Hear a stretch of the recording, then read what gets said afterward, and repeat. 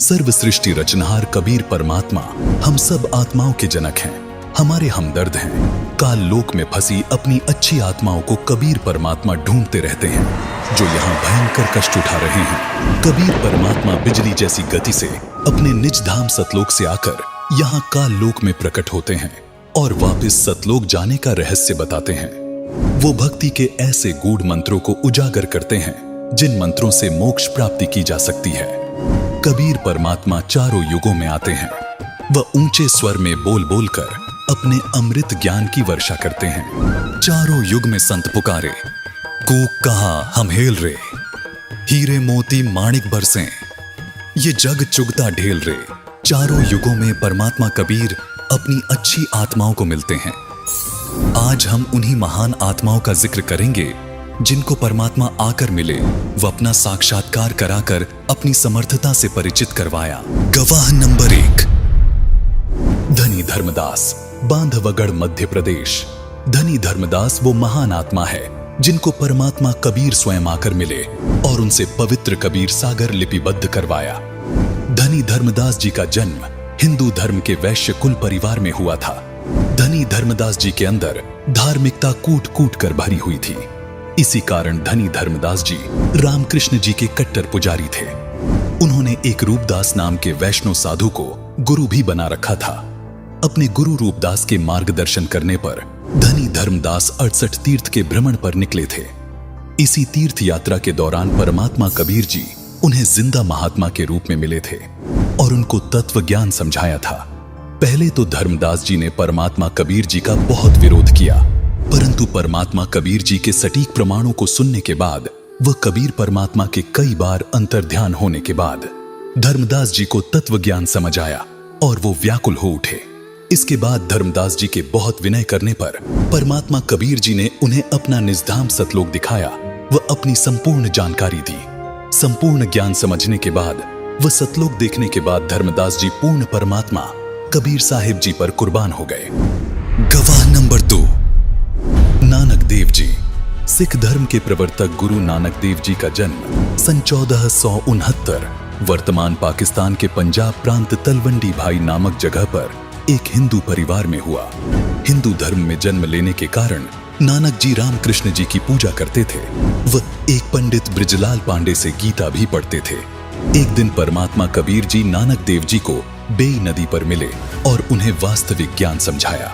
उनको सतलोक दिखाकर अपना गवाह बनाया। परमात्मा कबीर जी से परिचित होने के बाद नानक देव जी ने परमात्मा कबीर जी की समर्थता व महिमा का गुणगान अपनी वाणियों में किया है। नानक जी ने अपनी वाणी में कहा है, तेरा एक नाम तारे संसार, मैं इहो आस एहो आधार। नानक नीच कह विचार, धानक रूप रहा करतार। एक जगह और नानक देव जी कहते हैं, एक अर्ज गुफ्तम पेश तू, दर कुन करतार। हक्का कबीर करीम तू, बेअब परवरदिगार। गवाह नंबर 3, दादू दयाल जी, अहमदाबाद, गुजरात। संत दादू दयाल जी का जन्म गुजरात प्रांत के अहमदाबाद में विक्रमी संवत 1601 यानी सन 1544 को एक ब्राह्मण परिवार में हुआ था, जिन्हें परमात्मा कबीर जी एक बूढ़े बाबा के रूप में सन 1551 में मिले थे और उन्हें अपना गवाह बनाया। बहुत दयालु स्वभाव होने के कारण दादू जी को दादू दयाल के नाम से जाना जाने लगा। नानक देव जी की तरह दादू दास जी भी कहते हैं, जिन मोह को निज नाम दिया सोई सदगुरु हमार। दादू दूसरा कोई नहीं, कबीर सिरजनहार। एक दिन दादू दास जी बच्चों में खेल रहे थे। वहां पर परमात्मा कबीर जी जिंदा बाबा के रूप में प्रकट हुए और सभी बच्चों को परमात्मा की कथा सुनानी शुरू कर दी। कथा सुनकर दादू दास जी परमात्मा कबीर जी से बहुत प्रेरित हुए और परमात्मा कबीर जी से सतलोक देखने की इच्छा जाहिर की। परमात्मा कबीर जी ने पास खड़े पान के पेड़ से एक पत्ता तोड़ा और उस पत्ते पर अमृत रखकर दादू दास जी को दिया और उन्हें नाम उपदेश भी दिया। उसके बाद परमात्मा कबीर जी दादू दास जी को अपने साथ सतलोक ले गए और अपनी समर्थता से परिचित करवाया। उन्हें भी अपना गवाह बनाया। इसका प्रमाण हमें गरीबदास जी की अमर वाणी में भी देखने को मिलता है। दादू को सतगुरु मिले, दई पान की पीक, बूढ़ा बाबा जिसे कह, यह दादू की नहीं सीख। दादू दास जी ने भी परमात्मा कबीर जी की कलम तोड़ महिमा की है। उन्होंने कहा है कि मेट दिया अपराध सब, आन मिले छिन्न माही। दादू संग ले चले, कबीर चरण की छाही। अभी तेरी सब मिटे जन्म मरण की पीड़, श्वास उश्वास सुमर ले दादू नाम कबीर। दादू नाम कबीर की जे कोई लेवे ओट, तिनको कभू लागे नहीं काल वज्र की चोट। गवाह नंबर 4, मलुकदास जी, इलाहाबाद, उत्तर प्रदेश। संत मलुकदास जी का जन्म कड़ा, जिला इलाहाबाद, उत्तर प्रदेश के कक्कड़ खत्री अरोड़ा परिवार में हुआ था, जो किसानों का एक बहुत अमीर परिवार था। वो गांव के मुखिया चौधरी थे। 900 एकड़ जमीन थी। चौधरी मलुकदास जी को बचपन से ही ईश्वर पर अटूट विश्वास था। जब मलुकदास जी बड़े हुए तो वे खेती का काम करते थे। मलुकदास जी अपने क्षेत्र के एक प्रतिष्ठित व्यक्ति थे। गांव में उनकी अच्छी प्रसिद्धि थी। परमात्मा ने एक लीला करके उन्हें अपनी शरण में लिया था। आदरणीय मलुकदास जी को 42 वर्ष की आयु में परमात्मा कबीर जी मिले थे। परमात्मा कबीर जी की महिमा में मलुकदास जी कहते हैं, जपो रे मन साहिब नाम कबीर, दास मलुक सलूक कहत है खोजो खसम कबीर। गवाह नंबर 5, घीसादास जी, बागपत, उत्तर प्रदेश। घीसादास जी का जन्म उत्तर प्रदेश के जिला मेरठ, वर्तमान जिला बागपत, गांव खेखड़ा में विक्रमी संवत 1860 यानी सन 1803 में हुआ था। एक दिन घीसादास जी बाहर खेतों में खेल रहे थे। उनकी आयु 7 वर्ष थी। तब अचानक परमात्मा कबीर जी सतलोक से सहशरीर आए और घीसादास जी को दर्शन दिए। परमात्मा कबीर जी ने अपनी प्रिय आत्मा घीसादास जी को पूर्ण परमात्मा की भक्ति करने के लिए कहा और 1 घंटे तक सत्संग सुनाया। आदरणीय घीसादास जी ने परमात्मा कबीर जी के मुख कमल से सतलोक तथा सतपुरुष की महिमा सुनी और सतलोक की सैर करने की इच्छा व्यक्त की। परमात्मा कबीर जी ने घीसादास जी को मंत्र उपदेश दिया तथा उनकी आत्मा को शरीर से निकालकर अपने साथ सतलोक ले गए। बालक घीसादास जी अचेत हो गए। अगली सुबह बालक घीसादास जी को जब होश आया तब उन्होंने सभी को बताया कि कबीर प्रभु स्वयं जिंदा बाबा के रूप में मुझे आकर मिले थे। परमात्मा कबीर जी ने घीसादास जी को भी अपना गवाह बनाया। गवाह नंबर 6, सन 1244 में परमात्मा कबीर जी समस्त्रबेस के रूप में रूमी को मिले थे। एक दिन रूमी अपने शागिर्दों को हौज के किनारे पढ़ा रहे थे। तभी समस्त्रबेस के रूप में परमात्मा कबीर जी वहां आए और किताबों की ओर इशारा करते हुए पूछने लगे, ये क्या है? रूमी ने परमात्मा कबीर को उत्तर दिया कि बाबा, ये वो है जो तू नहीं जानता। ये सुनकर समस्त्रबेस के रूप में कबीर परमात्मा ने रूमी की सारी इल्मी किताबों को हौज में धक्का दे दिया और एक एक करके सारी किताबें पानी से बाहर निकाल कर रख दी। रूमी ने देखा कि एक भी किताब गीली नहीं हुई थी, बल्कि उन किताबों से सारा रेत बाहर निकल रहा था। ये देखकर रूमी ने समस्त्रबेस के रूप में कबीर परमात्मा को कहा कि बाबा, ये क्या है? परमात्मा कबीर जी ने उत्तर दिया कि ये वो है जो तू नहीं जानता, और वहां से चले गए। अगले दिन दोबारा रूमी और परमात्मा कबीर जी की मुलाकात हुई। परमात्मा कबीर जी के तर्क सुनकर रूमी अपने घोड़े से नीचे गिर गया। उसके बाद कई बार परमात्मा कबीर जी समस्त्रबेस के रूप में रूमी से मिलते रहे और उनको तत्व ज्ञान समझाते रहे, जिससे रूमी की परमात्मा में अजब कसक बनी। परमात्मा कबीर जी की याद में रूमी पागल से हो गए। रूमी ने परमात्मा कबीर जी से ज्ञान प्राप्त करके भक्ति शुरू की व अपनी परंपरागत साधना त्याग दी। रूमी ने परमात्मा कबीर जी के ज्ञान से प्रभावित होकर एक किताब भी लिखी, जिसका नाम है दीवाने कबीर। गवाह नंबर 7, जंबेश्वर जी, संरथल, राजस्थान। बिश्नोई धर्म के प्रवर्तक श्री जंबेश्वर जी महाराज का जन्म गांव पीपासर, राजस्थान प्रांत में भारतवर्ष में हुआ। इनका भक्त स्थल समराथल राजस्थान में है। संत जंबेश्वर जी को परमात्मा कबीर जिंदा बाबा के रूप में गांव समराथल में मिले थे। इसका प्रमाण हमें जंबेश्वर जी की वाणियों में भी देखने को मिलता है। जंबेश्वर जी अपनी वाणी में कहते हैं, दिल दिल आप खुदाबंद जाग्यो, सब दिल जाग्यो सोई, जो जिंदो हज काबे जाग्यो, थल सिर जाग्यो सोई। संत जंबेश्वर जी ने बताया है कि जिस समय मोहम्मद जी हज के लिए मक्का में गए थे, उस समय परमात्मा कबीर जिंदा महात्मा के रूप में हजरत मोहम्मद जी को काबा मक्का में मिले थे और उनको जगाया था कि मंदिर मक्का आदि तीर्थ स्थानों पर चक्कर लगाने से परमात्मा नहीं मिलता। परमात्मा प्राप्ति के लिए मंत्र जाप की आवश्यकता है। आगे वाणी में संत जंबेश्वर जी ने यह भी बताया है कि वही परमात्मा थल सिर समराथल राजस्थान प्रांत में आया और मुझे जगाया। गवाह नंबर 8, शेख फरीद। शेख फरीद एक महान भगत आत्मा थे। उनके जन्म से ही भक्ति के प्रबल संस्कार थे। इन्हीं संस्कारों की वजह से एक गुरु द्वारा दी गई शिक्षा की कठिन से कठिन तप करना चाहिए, उससे परमात्मा प्राप्ति होती है। इसलिए शेख फरीद जी कठिन तप करते थे। परमात्मा के दर्शन के उद्देश्य से शेख फरीद जी कुएं में उल्टे लटक जाया करते थे। नाम मात्र आहार किया करते थे। शरीर अस्थि पिंजर रह गया था। परमात्मा में इतनी दृढ़ आस्था देखकर एक दिन परमात्मा कबीर जी उनके पास जिंदा महात्मा के रूप में गए और उन्हें कुएं से बाहर निकाल लिया। परमात्मा कबीर जी ने शेख फरीद को वास्तविक ज्ञान बताया कि घोर तप से परमात्मा प्राप्ति नहीं होती। शेख फरीद जी परमात्मा कबीर जी के ज्ञान को सुनकर प्रभावित हुए। वह कबीर साहिब जी से नाम उपदेश लिया। शेख फरीद जी ने परमात्मा कबीर जी से सतनाम प्राप्त किया व उसका जाप किया। उसके बाद परमात्मा कबीर जी ने उन्हें सार शब्द दिया, जिसको प्राप्त करके शेख फरीद जी ने अपना जीवन सफल बनाया तथा सतलोक चले गए और पूर्ण मोक्ष प्राप्त किया। गवाह number 9, Timur Lang. Timur Lang एक लोहार था। परमात्मा कबीर जी उन्हें एक जिंदा साधु के रूप में मिले थे। एक दिन तैमूर लंग बकरी चरा रहे थे। उस समय उनकी उम्र 18 वर्ष थी। तभी परमात्मा कबीर एक जिंदा साधु रूप बनाकर तैमूर लंग के पास गए, उनसे मिले। तैमूर लंग इतने गरीब थे कि उनके पास कभी खाने को रोटी होती तो कभी नहीं। फिर भी तैमूर लंग ने परमात्मा कबीर जी को भोजन ग्रहण करने को कहा और परमात्मा कबीर को भोजन करवाया। भोजन करने के बाद परमात्मा कबीर जी ने तैमूर लंग को बकरी बांधने वाली बेल से 7 बार मारा और उन्हें 7 पीढ़ी के राज का आशीर्वाद दे दिया। इसी कारण परमात्मा कबीर के आशीर्वाद से धीरे धीरे तैमूर लंग ने इराक, ईरान, तुर्किस्तान पर कब्जा कर लिया। फिर भारत पर भी अपना शासन जमा लिया। दिल्ली के राजा ने तैमूर लंग की पराधीनता, गुलामी स्वीकार नहीं की। तैमूर लंग ने उसे भी मार भगाया।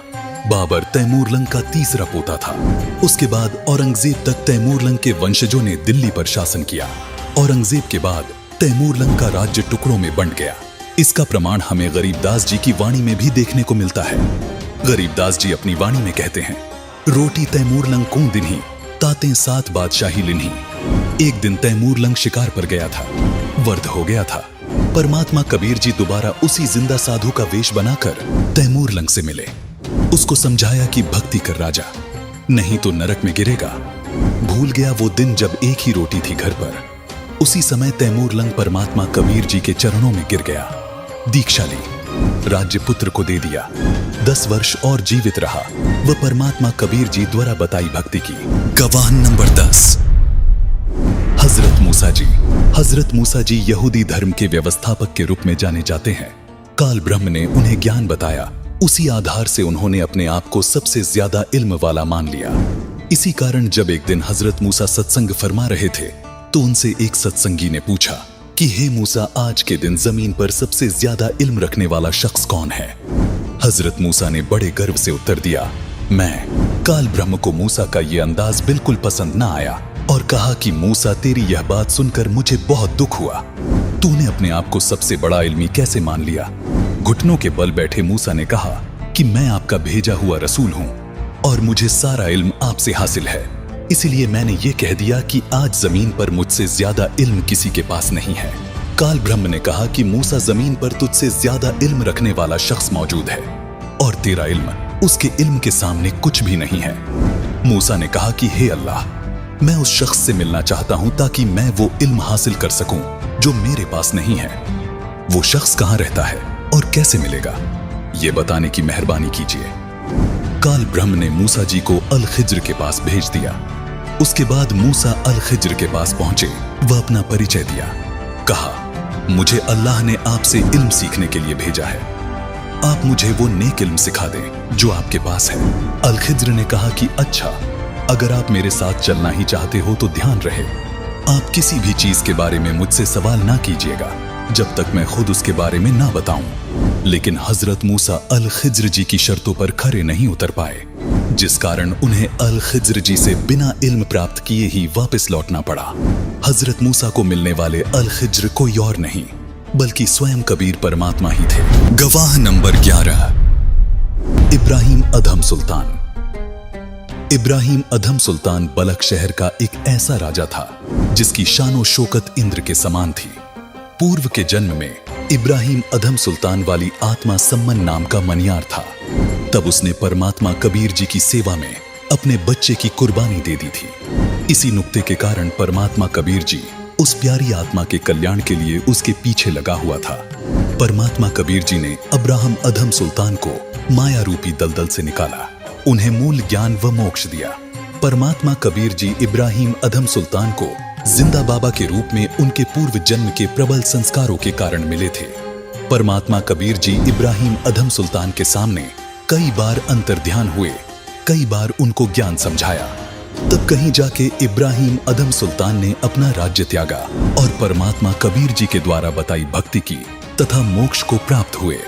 इसका प्रमाण हमें गरीबदास जी महाराज की वाणियों में भी देखने को मिलता है। संत गरीबदास जी ने अपनी वाणी में कहा है कि सुल्तानी के सर लगा, बल्ख बुखारा दिया त्याग, जिंदे के चोले मिले, दुनिया सत बैराग।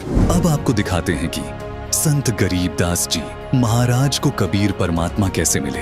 ये सच्ची घटना एक ऐसे महान संत के बारे में है जिन्हें परमेश्वर कबीर जी ने न सिर्फ सह शरीर दर्शन दिए बल्कि अपने साथ सतलोक भी लेकर गए। हम बात कर रहे हैं हरियाणा की पावन धरती पर अपने अद्वितीय ज्ञान की छटा बिखेरने वाले संत गरीबदास जी महाराज की।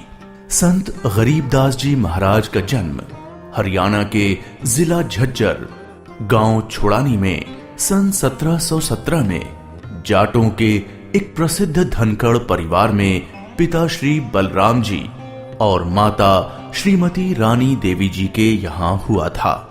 गांव छुड़ानी में गरीबदास जी महाराज का नानका है। गरीबदास जी गांव करौथा जिला रोहतक हरियाणा के रहने वाले धनखड़ गोत्र के थे। इनके पिता श्री बलिराम जी का विवाह गांव छुड़ानी में शिवलाल सिहाग की बेटी रानी देवी से हुआ था। श्री शिवलाल जी का कोई पुत्र नहीं था, इसलिए श्री बलराम जी को घर जमाई रख लिया गया था। गांव छुड़ानी में रहते 12 वर्ष हो गए थे तब संत गरीबदास महाराज जी का जन्म गांव छुड़ानी में हुआ था। श्री शिवलाल जी के पास 2500 बीघा जमीन थी, जिसके वर्तमान में 1400 एकड़ जमीन बनती है। उस सारी जमीन के वारिस श्री बलराम जी हुए तथा उसके पश्चात उनके इकलौते पुत्र संत गरीबदास जी उस सर्व जमीन के वारिस हुए। गरीबदास जी बचपन से ही अन्य ग्वालों के साथ गौ चराने जाते थे। कबलाना गांव की सीमा से सटे नला नामक खेत में 10 वर्ष के बालक गरीबदास जी जांडी के पेड़ के नीचे प्रातः 10 बजे अन्य ग्वालों के साथ जब भोजन कर रहे थे, तभी वहां से कुछ दूरी पर सत्य पुरुष कबीर साहिब जिंदा महात्मा के रूप में सतलोक से अवतरित हुए। गरीबू, सूरज सर पर आने वाला है, चलो हम सभी भोजन कर लेते हैं। हाँ चलो। हाँ, चलो चलो चलो उस जांडी के पेड़ के नीचे बैठते हैं। आ जाओ चलो चलो चलो। अपनी पोटली खोलते हैं, देखो तो सही मेरी पोटली में क्या है आज। लो गरीबू, तुम भी खाओ इसमें से। हाँ।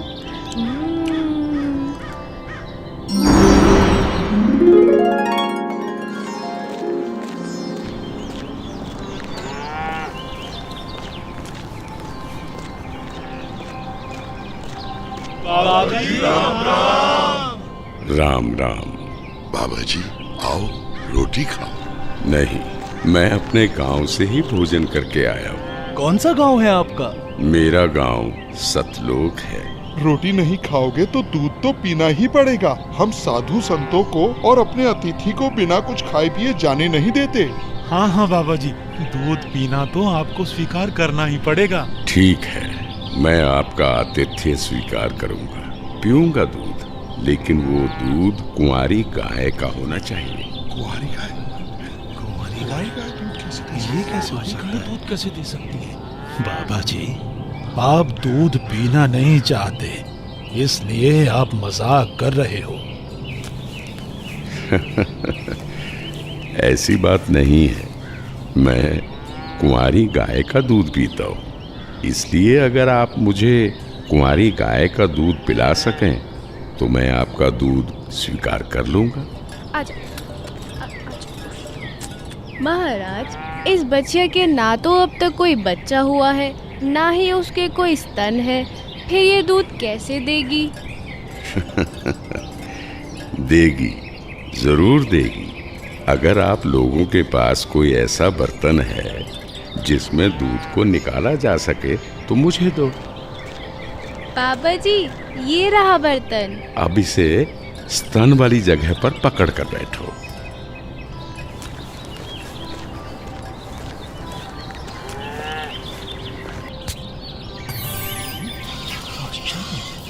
और आश्चर्य, ऐसा कैसे हो सकता है? कुंवारी गाय दूध दे रही है। ये लो महाराज जी, ये तो आप ही का चमत्कार है। कृपा करके आप दूध पी लो।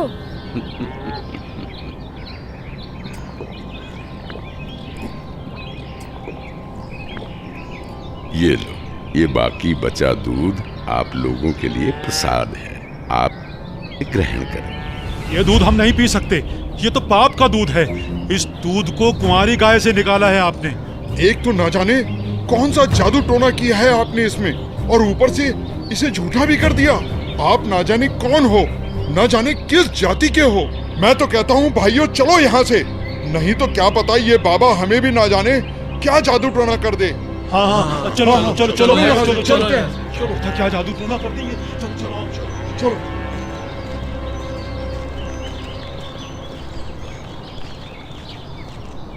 लाओ भगवान, ये प्रसाद मुझे दे दो, फिर ना जाने कब आपका बनाया हुआ प्रसाद नसीब हो। ये तो मेरा सौभाग्य है कि आपका जूठा दूध मुझे प्राप्त हो रहा है। ये तो अमृत के समान है। बेटा, ये दूध किसी जादू टोने से बनाया गया दूध नहीं है, और ये इस लोक का भी नहीं है। ये तो मेरे लोक अर्थात सतलोक से आया है। तुम इसे पी लो, तुम्हें बहुत लाभ होगा। ठीक है बाबा जी, दीजिए। बेटा, परमात्मा की भक्ति किया करो, उसका नाम लिया करो। ये मनुष्य का जीवन बार बार नहीं मिलता। जी भगवान, भक्ति तो मैं करता हूँ, राम राम करता हूँ, सीता राम और राधे श्याम का भी जाप करता हूँ, बजरंग बली की जय भी बोलता हूँ, और शंकर भगवान की पूजा भी करता हूँ। बेटा, इन भगवानों की भक्ति से मोक्ष नहीं मिल सकता। तुम जन्म और मरण के बंधन से मुक्त नहीं हो सकते। परमात्मा गरीबदास जी को ये समझाते हैं कि स्वर्ग तो मनुष्य को केवल भ्रमित करता है, जिससे वो सतलोक की प्राप्ति न कर सके। स्वर्ग का वैभव दिखाकर मनुष्य को असली परमात्मा के पास जाने से रोका जाता है। भगवान, आप कहाँ से आए हैं? बेटा, जहाँ से मैं आया हूँ वो एक ऐसा स्थान है जहाँ आप इस मृत्यु लोक के बंधन में आने से पहले रहते थे। बाबा जी, क्या मैं इन सभी लोगों का अनुभव कर सकता हूँ? अच्छा ठीक है, तुम पेड़ के नीचे बैठ जाओ। जी भगवान। गरीबदास जी अपने हाथों को जोड़कर वहीं पेड़ के नीचे बैठ जाते हैं। जिंदा बाबा के रूप में आए कबीर परमेश्वर जी बालक गरीबदास को नाम दीक्षा देते हैं और गरीबदास जी के सर पर हाथ फेरते हैं। जैसे ही बाबा जी ने हाथ फेरा, गरीबदास जी की आत्मा बाहर निकली। गरीबदास जी की आत्मा ने बाबा जी को प्रणाम किया। प्रणाम भगवान। चलो गरीबदास। परमात्मा गरीबदास जी को गणेश का लोक, ब्रह्मा का लोक, शिवलोक, विष्णु लोक, ब्रह्मलोक, धर्मराय का लोक, सभी जगह ले जाते हैं। फिर परमात्मा गरीबदास जी को 12वें द्वार के पार असली सतलोक में ले जाते हैं। इधर गरीबदास का शरीर उस पेड़ के नीचे बिना आत्मा के है। वो उसी मुद्रा में बैठे हुए हैं जैसे उसे छोड़ कर गए थे। अरे गरीबू, उठ ले भाई, आजा, अपनी गायों को संभाल ले, तेरी बारी का समय हो गया है। अरे भगत जी, खड़ा हो ले। अरे अरे, इसे क्या हुआ? अरे गरीबू, क्या हुआ तुझे? उठ क्यों नहीं रहा? अरे सुनो, अरे सुनो, इधर आओ, सभी इधर आओ। देखो गरीबू को कुछ हो गया है। हे भगवान, ये क्या हो गया? हे भगवान, ये क्या हो गया? गरीबू, भागाओ भागाओ, गरीबू मर गया, मर गया। हे भगवान, ये क्या हो गया? वहीं दूसरी ओर गरीबदास जी महाराज की मृत्यु की खबर जैसे ही छुड़ानी गांव में पहुंचती है तो गरीबदास महाराज के माता पिता अपने इकलौते पुत्र को देखने के लिए खेतों की ओर दौड़ते हैं और अपने इकलौते पुत्र के शव को देखकर रानी मां व्याकुल हो उठती हैं। जब सारा गांव गरीबदास जी महाराज की आकस्मिक मृत्यु से व्याकुल था तो इस बात से बेखबर गरीबदास जी पूर्ण ब्रह्म कबीर साहिब जी के साथ सतलोक के विहंगम नजारे देख रहे थे।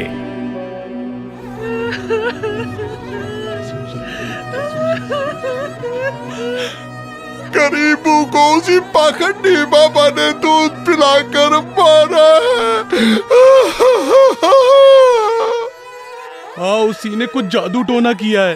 देखो ना, गरीबों की माँ का रो रो कर बुरा हाल हो गया है। हे भगवान, कितना सुंदर लोक है। ये महल किसका है? ये महल तो करोड़ों सूर्यों के तेज से भी अधिक तेज वाले परमात्मा का है। चलो अंदर चलो। इसका मतलब ये बाबा जी जो मुझे यहाँ सतलोक लेकर आए हैं वो भगवान के सेवक है। असली भगवान तो ये है। मुझे इन्हीं सिंहासन पर बैठे हुए परमात्मा की पूजा करनी चाहिए। आखिर ये कैसी माया है? बाबा जी पर तो खुद परमात्मा ही चावर कर रहे हैं।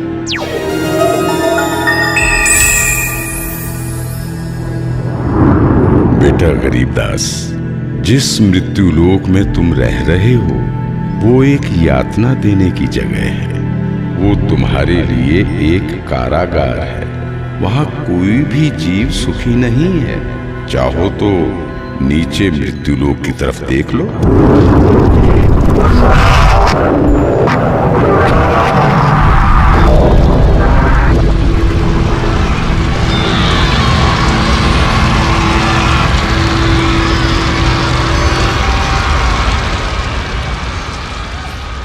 यही है मृत्यु लोक की सच्चाई, जहां फंसकर मनुष्य अपना कीमती जीवन नाश कर देता है